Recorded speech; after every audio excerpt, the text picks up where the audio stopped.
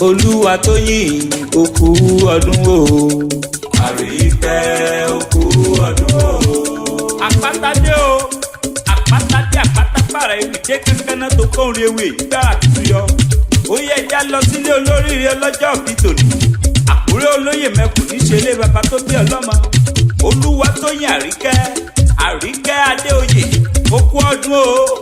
Ọmọ onílé àtẹ̀jẹ́jẹ́ olóríire obìnrin. Ọ̀pọ̀ nájọ bí ń sílé ayé tí wọn ò sílé ayé mọ́. Ọlọ́jọ́ ìbí àwa bá o dúpẹ́ lọ́wọ́ Olódùmarè ọba abọ́ òye Olúwa tó jẹ́ òsì tó jẹ́ kó o túrọ́dún. Ọmọ Àkúrẹ́ olóyè mẹ́kùn, ọmọ ọwọ́ ọmọ ẹkùn, ọmọ amúdàálẹ̀ gbogbo ẹ̀rún pani àkúkú bẹ́ẹ̀ lórí mọ̀sán ìjókòó ẹ̀rún lọ. Ìdá ọmọ olómi méjì kan péjèèjì lálà. Ayé ìṣàkúrẹ́ kàkúrẹ́ mọ̀mọ́ lálà. Alátèmí bẹ nínú ọ̀kẹ́ èyé mi, alájẹ́ ń bẹ nínú ọ̀kẹ́ èyé rẹ. Ọmọ ọlọ́jà mẹ́ta kan náà lọ́rìjọ́. Òrìjọ́ kan bá lórí jagun. Anára kẹsàn-án, anámẹ́sì ànáyèsí. Ó kú oríire ọdún ọjọ́ ìbí rẹ. Àṣèyí ṣàmọ́dún ọdún ayọ̀ ló máa ṣe.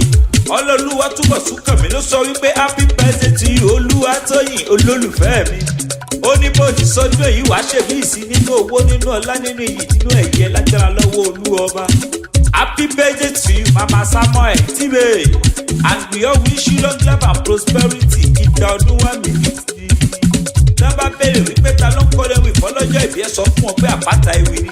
Gbogbo ìràpá ó ti fi tá a forí ìdísọlẹ̀ sí níbi tí wọ́n ti mọ́lé lóde ilẹ̀ ìbílẹ̀.